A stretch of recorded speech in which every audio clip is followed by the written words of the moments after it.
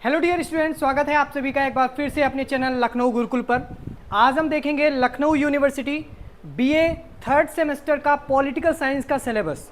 बिल्कुल second semester में आप सभी का एग्ज़ाम के रिजल्ट्स भी जारी कर दिए गए हैं। सभी का एग्ज़ाम बहुत अच्छा हुआ और आपको पता है कि पॉलिटिकल साइंस, इकोनॉमिक्स या सोशलॉजी की बात करें तो सभी के स्कोर्स अच्छे आए थे, क्योंकि हम लोगों ने पूरी लखनऊ गुरुकुल पे आप लोगों को फ्री ऑफ कॉस्ट यूट्यूब पे क्लासेस प्रोवाइड करा करके एमसीक्यूज़ को सॉल्व कराया था। इसी तरह कुछ थर्ड सेमेस्टर में भी आपकी पूरी रणनीति हम लोगों ने तैयार की है। लेकिन पहले हम देखेंगे कि पॉलिटिकल साइंस का थर्ड सेमेस्टर के लिए क्या सिलेबस है और क्या क्या आपको पढ़ना है।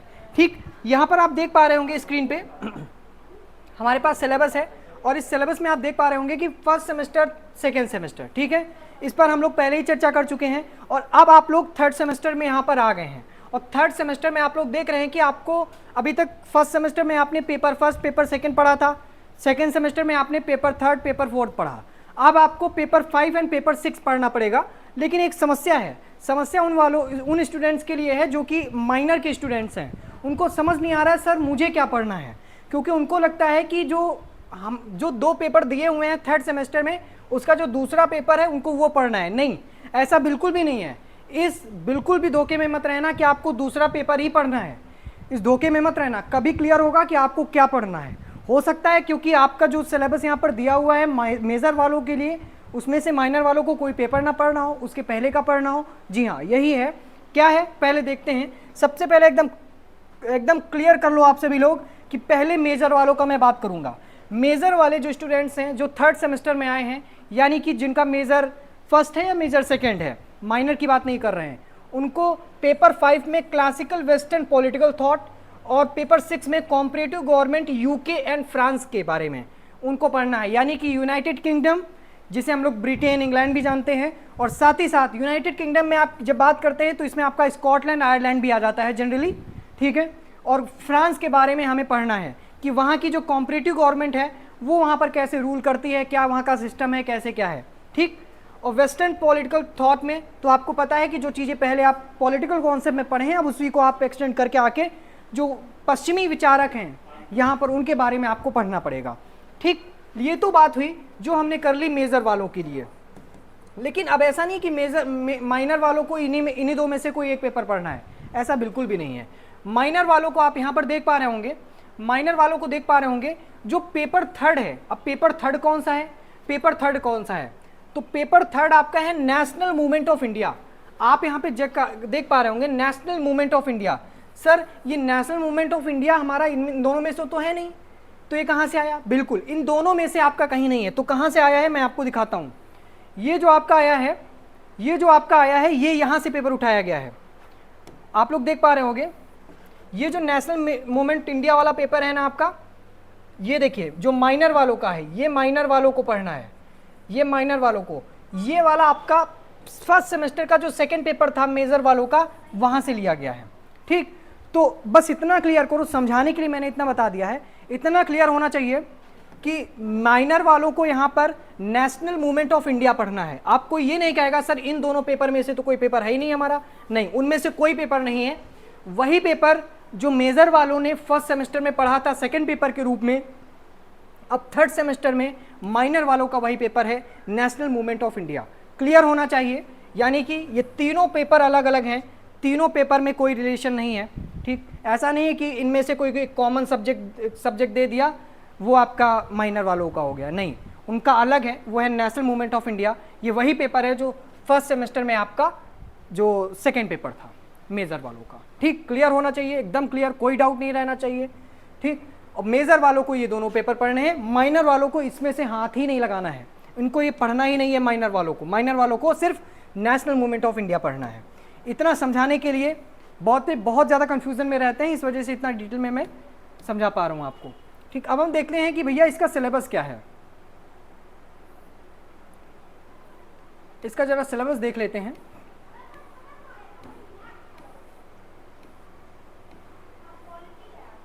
ठीक है,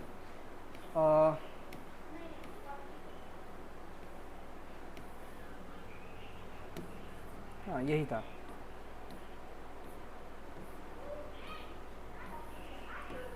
तो थर्ड सेमेस्टर का जो पहला पेपर है थर्ड सेमेस्टर का जो पहला पेपर है पहला पेपर मैंने बोला, टाइटल क्या है पेपर का? पेपर का टाइटल है आपका classical western political thought.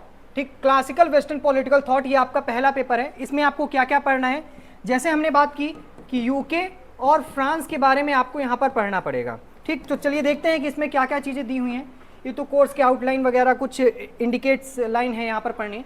Unit 4 होंगी टोटल। पहली यूनिट में आपको main characteristics of ancient green political thought के बारे में पढ़ना है। सॉरी, ये वेस्टर्न पॉलिटिकल थॉट का पेपर है। सॉरी, इसमें यूके एंड फ्रांस नहीं पढ़ना है। यूके फ्रांस अगले चैप्टर में, अगले पेपर में पढ़ना है। ये वेस्टर्न पॉलिटिकल थॉट का है ना, तो थोड़ा सा ये करेक्ट कर लीजिएगा। यूके फ्रांस जो होगा वो अगले पेपर में पढ़ना है। ये तो थॉट्स के बारे में, ये विचारों के बारे में बताएगा, जो विचारक हैं। ठीक, क्लियर है? तो देखते हैं। तो इस पेपर में आपको केवल विचारों के बारे में पढ़ना है जो कि एंसेंट पॉलिटिकल यहाँ पर रहे हैं। ठीक है, main characteristics of ancient Greek political, जो ग्रीक पॉलिटिकल थॉट है उनके बारे में जो विशेषताएं हैं वो देखनी है। आपको प्लेटो के बारे में पढ़ना है, आपको एरिस्टोटल के बारे में पढ़ना है, अरस्तु के बारे में। वही यूनिट 2 में आप आएंगे तो main characteristics of Roman political thought, Roman के विचारकों के बारे में पढ़ना है, जिसमें आप सिसरो को देख पा रहे होंगे। बहुत बड़े विचारक हैं सिसरो। ठीक, इसके बाद यूनिट 3 में आप देखेंगे तो यहाँ पर भी main characteristics of medieval political thought की होंगी, जो मध्यकालीन राजनीतिक विचार हैं उनके बारे में। इसमें आप सेंट ऑगस्टाइन को पढ़ेंगे। ठीक है, यूनिट 4 में आएंगे तो आपको चर्च के बारे में आएगा। स्टेट कंट्रोवर्सी जो चर्च की रही है, चर्च और स्टेट की जो कंट्रोवर्सी रही है 14वीं-15वीं शताब्दी के आसपास, ठीक, वो पढ़ेंगे। इसमें आपको सेंट जो थॉमस एक्विनास हैं उनके बारे में, ठीक है, मार्सिग्लियो ऑफ पेडुआ के बारे में आप यहाँ पर पढ़ेंगे। ठीक, ये सारी चीज़ें आपको यहाँ पर जो फर्स्ट पेपर है वो पढ़ना है। ये केवल मेजर वालों के लिए है, माइनर वालों के लिए नहीं है, क्लियर होना चाहिए। पेपर फर्स्ट और पेपर सेकंड केवल मेजर वालों के लिए है, माइनर वालों को इसमें हाथ नहीं लगाना है। ठीक, उनके लिए नेशनल मूवमेंट ऑफ इंडिया एक अलग है।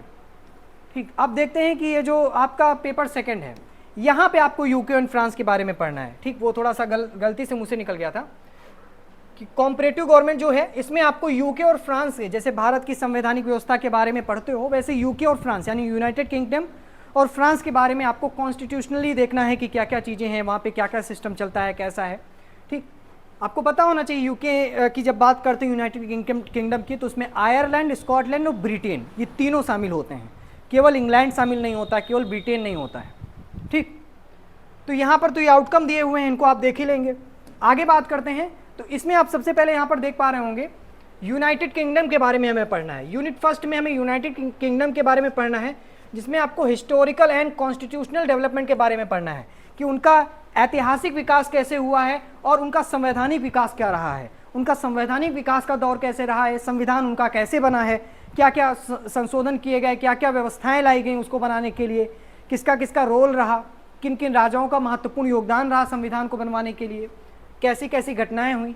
तो इतिहास पूरा आपको पढ़ोगे, जैसे भारतीय संविधान का इतिहास रहा है ठीक उसी प्रकार इंग्लैंड के संविधान के इतिहास के बारे में आप यहाँ से पढ़ोगे। कुछ साइलेंट फीचर्स रहेंगे उनके कॉन्स्टिट्यूशन के, जैसे इंडियन कॉन्स्टिट्यूशन के आप साइलेंट फीचर्स देखते होंगे, कुछ विशेषताएं देखते होंगे भारतीय संविधान की, वैसे ही इंग्लैंड यूनाइटेड किंगडम का जो संविधान है उसकी भी कुछ ना कुछ विशेषताएं रही हैं। ठीक है, कॉन्स्टिट्यूशनल कन्वेंशंस के बारे में पढ़ेंगे, कुछ आपको यहाँ पर कन्वेंशंस मिलेंगे।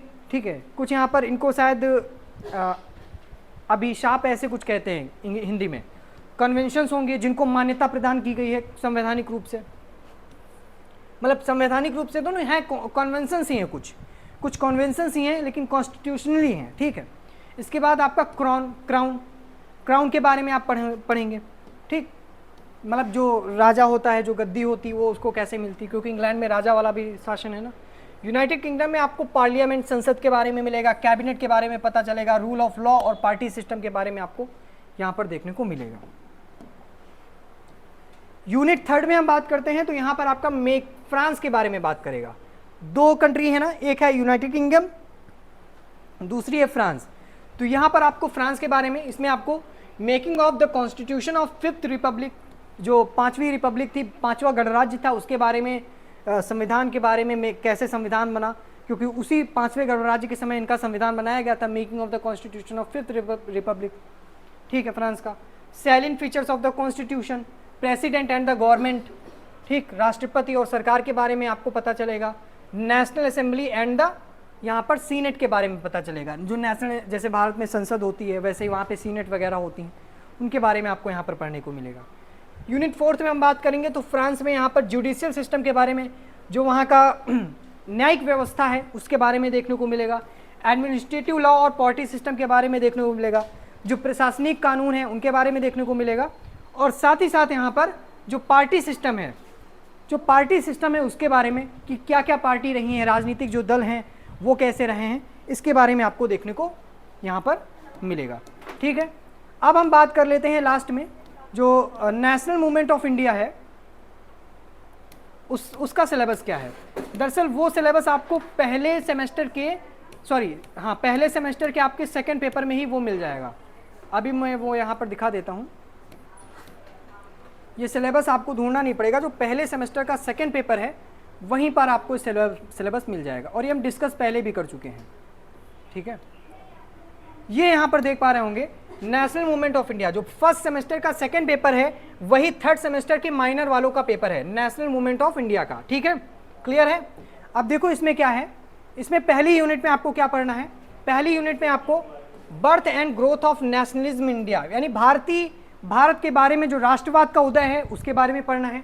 भारतीय राष्ट्रीय कांग्रेस के बारे में पढ़ना है, क्या क्या नीतियां बनाई गई हैं, क्या क्या कार्यक्रम हैं उनके बारे में। ऑफ मॉडरेट्स एंड एक्सट्रीमिस्ट, ठीक है, एक्सट्रीमिस्ट, ठीक है, जो मॉडरेट हैं, जो एक्सट्रीमिस्ट हैं, उग्रवादी, उदारवादी, इनके बारे में आपको पढ़ना है। ठीक, इसके बाद जो यहाँ पर नीतियाँ बनाई गई थी उसके बाद फिर है revolutionary movement in India, Bharat में क्या क्या क्रांतिकारी यहाँ पर आंदोलन हुए हैं, गोल्स क्या रहे हैं, लक्ष्य क्या रहे हैं, उनकी स्ट्रेटेजी, रणनीति क्या रही है, स्वराज पार्टी के बारे में, नॉन कॉम्परेशन मूवमेंट के बारे में।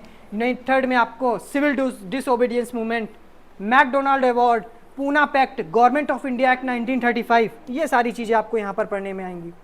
इसके बाद लास्ट यूनिट में आप आएंगे, आपको क्विट इंडिया मूवमेंट के बारे में पढ़ना है, policies of Muslim League, Cripps mission, cabinet mission, partition of India, ये पूरा आपको पढ़ना है। एक प्रकार से जो मॉडर्न हिस्ट्री में टॉपिक्स आप पढ़ते हो वो यहाँ पर आपको पढ़ना है। ठीक है, तो ये चीज़ क्लियर करनी है। जो माइनर वाले स्टूडेंट हैं थर्ड सेमेस्टर के पॉलिटिकल साइंस को में, उनको जो पहले सेमेस्टर का सेकंड पेपर है वो पढ़ना है, नेशनल मूवमेंट ऑफ इंडिया। ठीक है, क्लियर हुआ।